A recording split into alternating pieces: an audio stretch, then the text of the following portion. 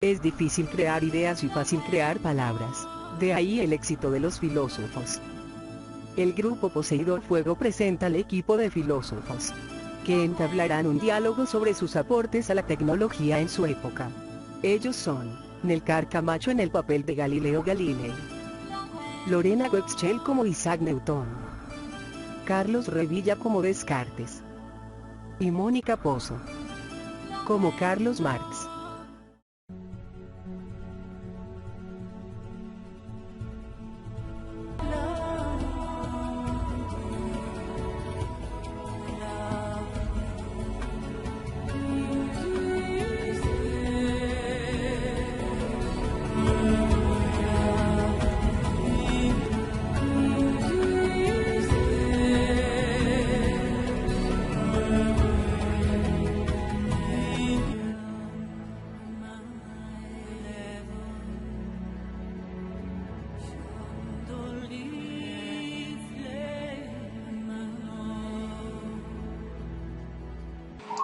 Hola, buenas noches. Gracias por invitarme a esta importante reunión entre mis colegas filósofos.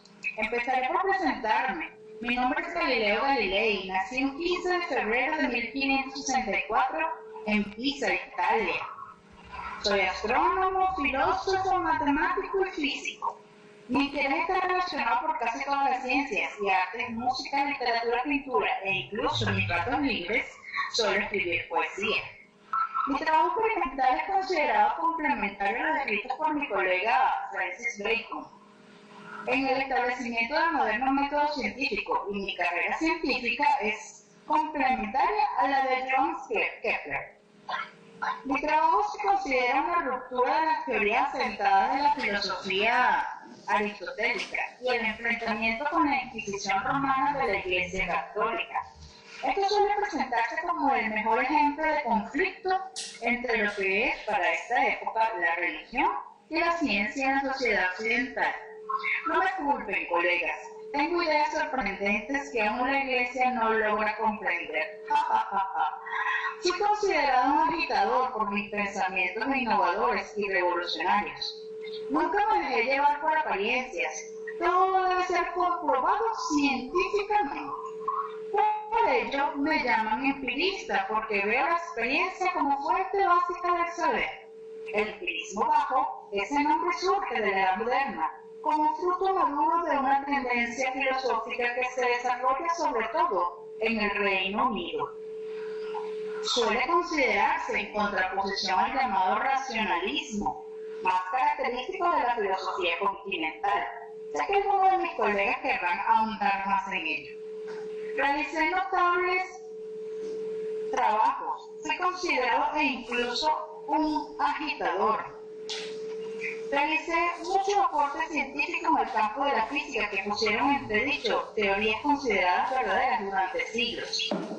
Por ejemplo, demostré falsedades postulado aristotélico, que afirmaba que la aceleración de caída de los cuerpos en caída libre era proporcional a su peso. E hice conjeturas que en el vacío todos los cuerpos caerían con igual velocidad.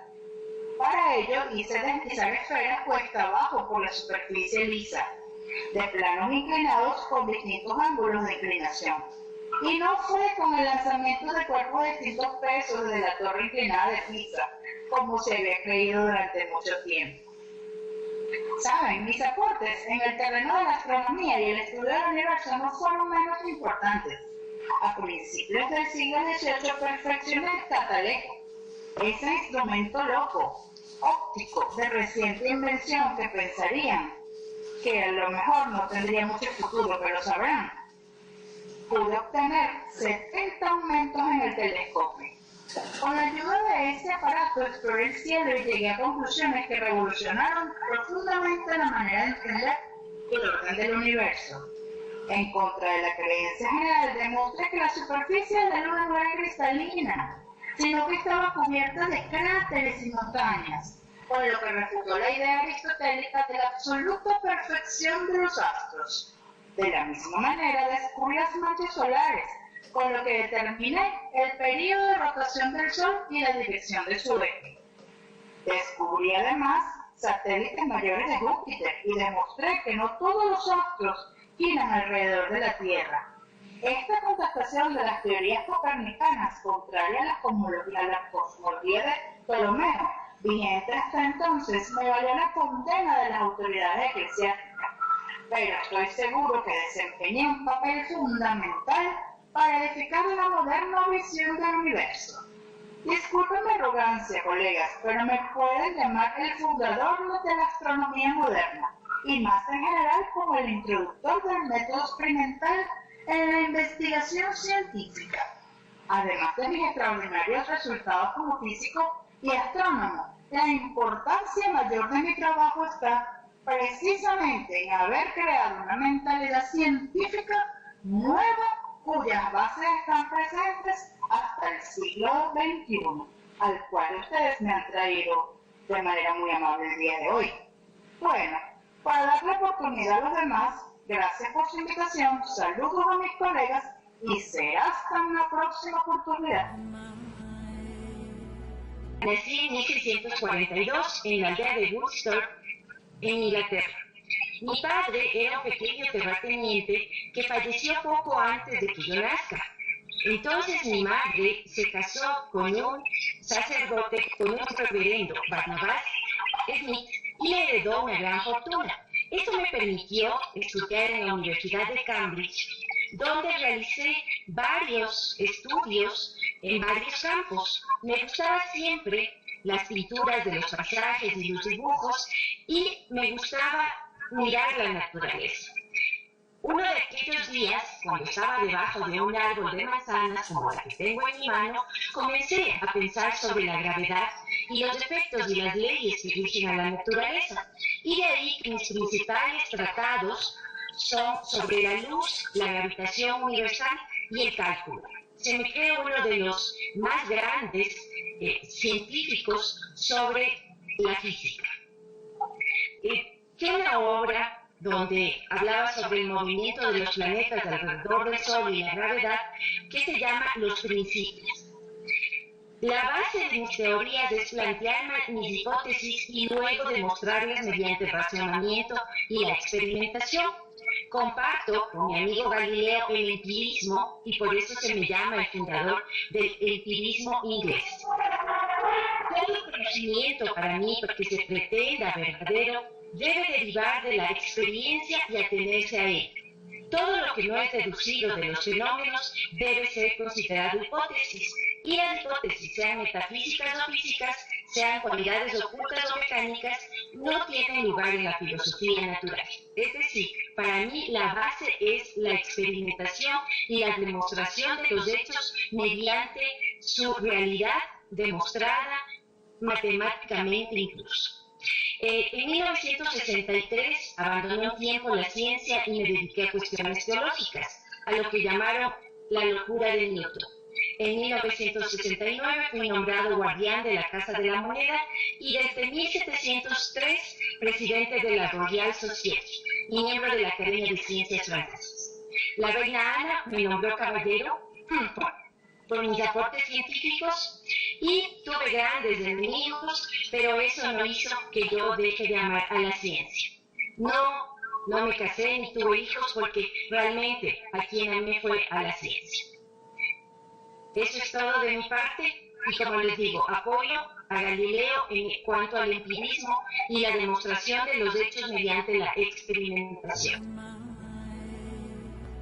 Buenas noches, mi nombre es René Descartes, soy francés. Nací el 31 de marzo de 1596 en Francia. Mi mamá murió cuando yo era apenas un bebé, tenía un mes más o menos nacido, así que mis dos hermanos y yo fuimos educados por mi abuela. Mi padre prácticamente no estaba, y siempre se ausentaba por larguísimas temporadas y no sabíamos nada. Estudié inglés. Ahí los primeros 5 años estudié, me dieron una sólida inducción a la cultura clásica. El resto de las enseñanzas que me daban ahí estaban muy basadas, digamos, en discutir los textos de Aristóteles, acompañado por comentarios de los jesuitas, todo esto muy dentro de las líneas escolásticas, las cuales en verdad me generaban bastante malestar, no me gustaba la escolástica. Regresé al colegio a los 18, ingresé en la Universidad de Kiev para estudiar Derecho y también para estudiar un poco de Medicina, pero al final la Medicina y el Derecho fueron las áreas donde me concentré. En 1616 ya tenía un grado de bachiller y también tenía un grado de licenciado. En 1619 en Brera conocí a una persona muy especial para mí, una persona que me inspiró y se llamaba Isaac Beckman. El contacto con él, digamos, me estimuló hacia la matemática, hacia la física. Y ya en ese tiempo mis amigos sabían que era un discutidor de oficio y mi casa se había convertido en un espacio donde la gente iba a discutir, intercambiar ideas. Y entonces se había creado una fama alrededor de eso. El año siguiente, en 1620, me parecía que ya no me dejaban trabajar, había muchas distracciones, así que decidí trasladarme definitivamente a los Países Bajos. Vivía en Holanda, la verdad que viví muy modestamente, cambiaba de residencia cada cierto tiempo para evitar que la gente supiera dónde estaba. Y de esa manera viví una vida tranquila y me pude dedicar a mis estudios y a las atribuciones, que era lo que realmente me interesaba. Para septiembre de 1749, la reina Cristina de Suecia me llamó a Estocolmo y poco tiempo después, más o menos en febrero de 1650, debido a una neumonía, morí en Estocolmo. Ahora,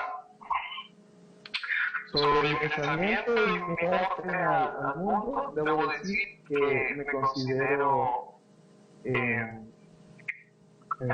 digamos, nacionalista. Sí, creo que la palabra más correcta para definir eso es nacionalista. Me considero nacionalista, a diferencia de los amigos que hablaron, Galileo y Isaac Newton. Ellos dicen que, los empiristas dicen que lo importante es la realidad, el conocimiento verdadero surge de la experiencia. Sin embargo, mi experiencia al respecto es que los sentidos se dejan engañar muy fácilmente. Por lo tanto, todo lo que es un conocimiento mediado a través de los sentidos y a través de los conceptos son conocimientos falsos, incompletos, oscuros, en los que no se puede comprender. Entonces yo lo que hice fue replantearme la filosofía, alejándome de la escolástica, alejándome de las tradiciones y empezar a pensar desde el principio. Que una persona a través de un método de duda sistemática puede lograr encontrar y encontrar dentro de sí cuáles son sus ideas natas y cuáles las básicamente plantas. Por eso, diferente de los empiristas, no me parece que la experiencia sea tan importante como la reflexión y la razón. Y también esto implica que no me interesa tanto la aplicación del conocimiento, es decir, la tecnología, sino más bien el estudio del conocimiento puro. ¿Bien? A pesar de eso, hice estudios de aportes importantes con respecto a la óptica. Estaba bastante equivocado con la idea de que el espacio estaba lleno de éter, pero nadie es perfecto. La idea de que la luz era una onda estaba bien. Hice una reestructuración completa de la geometría. Fui el padre de la geometría analítica. Y esa misma sistematicidad encontré en las matemáticas, porque las matemáticas eran hermosas porque son un conocimiento que no admite errores. Y eso lo intenté trasladar a la filosofía, y eso fue quizás el trabajo más importante de mi vida, que es el... Buenas noches. Me siento muy honrado al compartir este diálogo con un grupo tan selecto de filósofos. Pues bien, voy a iniciar presentándome. Soy Karl Marx. Hasta ahora, de un modo u otro, los filósofos se han limitado a interpretar el mundo de distintos modos, pero de lo que se trata es de transformarlo. Soy un socialista y activista revolucionario, de origen alemán. Nací en Treveris en el año 1818, proveniente de la izquierda eneliana. Soy miembro de una familia pequeña, burguesa, judía, y tuve una infancia y una formación protestante, ya que mis padres se convirtieron al cristianismo. En 1841 presenté mi tesis doctoral, en la que contrasta la filosofía de Demócrito y la de Epicuro, en la cual se percibe mi orientación hacia el materialismo, corriente filosófica que tiene sus antecedentes en el empirismo. Mi teoría connota una ruptura epistemológica, plantea una transformación en la forma de estudiar al hombre, la sociedad, la religión, la política. Abandono el punto de partida de grandes conceptos abstractos y propongo observar cuáles son las relaciones concretas del hombre con los demás hombres y con la naturaleza en los procesos históricos. Mi planteamiento consistió en la unión de la teoría y la práctica para transformar el mundo, y expuse que la naturaleza de los individuos depende de las condiciones materiales, las instituciones políticas, religiosas y legales, así como las ideologías, por medio de las que los hombres comprenden el mundo en que viven, su lugar en él, y su propio ser. Están condicionados por la base económica de la sociedad. Por eso, el hombre solo podrá realizarse plenamente en una sociedad plenamente racional y libre. Con mi gran amigo Engels, pretendíamos hacer un socialismo científico, basado en la crítica sistemática del orden establecido y el descubrimiento de las leyes objetivas, que conducirían a su superación. La fuerza de la revolución sería la forma de acabar con la civilización burguesa. Partiendo de la doctrina clásica, según la cual solo el trabajo humano produce valor, yo denuncié la explotación patente en la extracción de la plusvalía, es decir, la parte del trabajo no pagará al obrero y apropiada por el capitalista, de donde surge la acumulación del capital. En mis obras completé esta base económica de mi razonamiento con otras reflexiones de carácter histórico y político. Precisé la lógica de la lucha de clases, que en su opinión subyace en toda la historia de la humanidad y que hace que éste avance a saltos dialécticos, resultando del choque revolucionario entre explotadores y explotados, como trasunto de la contradicción inevitable entre el desarrollo de las fuerzas productivas y el encorsetamiento al que las someten las relaciones sociales de la producción. Fui un incansable activista en la Revolución Obrera. Critiqué el orden burgués y preparé su destrucción revolucionaria, evitando caer en las ensoñaciones idealistas de las que acusaban a los visionarios utópicos. Por ello no dije apenas nada sobre el modo que debían organizarse el Estado y la economía socialista una vez conquistado el poder, dando lugar a interpretaciones muy diversas entre mis seguidores.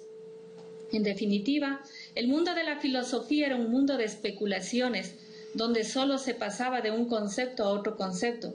A ninguno de estos filósofos se les ha ocurrido siquiera preguntar por el enfoque de la filosofía alemana con la realidad de Alemania, por el entronque de su crítica con el propio mundo material que lo rodea. Para mí la filosofía puede ponerse al servicio de la historia, desenmascarando tanto las formas profanas como las formas religiosas de dominación ideológica. Y en el mismo momento en que planifico y extraigo mis medios de vida, transformo la naturaleza, al mismo tiempo que me transformo a mí mismo. Una araña hace operaciones que se parecen a las del tejedor y la abeja confunde con la estructura de sus celdillas de cera a la habilidad de más de un arquitecto. Esta evolución en las formas de producir sus alimentos, vestidos y vivienda implica también una multiplicación de la población y la distribución de actividades dentro de lo que en un principio eran familias o grupos de familias.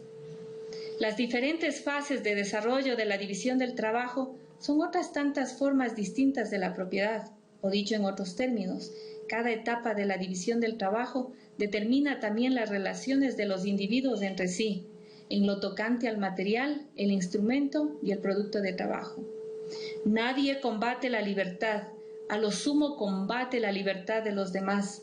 La libertad ha existido siempre, pero unas veces como privilegio de algunos, otras veces como derecho de todos. Mi pensamiento teórico legitima y estimula las luchas de las organizaciones de trabajadores en todo el mundo desde la década de 1840. Fui miembro muy activo y un organizador de la Liga de los Comunistas, organización proletaria de orientación comunista durante la década del 40 y principios de los 50. Luego participé activamente en la Asociación Internacional de los Trabajadores, organización que expresaba la tendencia internacional de los partidos y organizaciones obreras durante la década de 1860. Mi obra logró relacionar la teoría con la práctica. Por ello, mis influencias en el tiempo son amplias y diversas, tanto en el plano político como en la teoría. También en la orientación de países que asumieron mis ideas, los regímenes comunistas en China, Unión Soviética, Corea del Norte, Vietnam y Cuba. Por ejemplo, aunque para muchos en estos países lo que se dio fue una deformación de mis ideales. A su vez, un conjunto de partidos en el mundo encarnaron esta posición de izquierda, entendiendo que las crisis sociales son insolubles dentro del capitalismo y que es necesario su reemplazo revolucionario por un nuevo sistema social, el comunismo. Por todo ello, mi teoría transformó el pensamiento de la modernidad. Mis ideas traspasaron las fronteras sociales y geográficas e influyeron en diversas disciplinas, como la filosofía, sociología, economía, antropología y psicología. La riqueza de mi pensamiento también provocó una enorme cantidad de pensadores que se vieron influenciados por mis ideas. Podemos decir que la historia de todas las sociedades, hasta nuestros días, es la historia de luchas de clases. Soy un pensador que inició y promovió un gran movimiento de masas que trastocó la historia europea y que hasta estos días se hace sentir mi influencia. Gracias.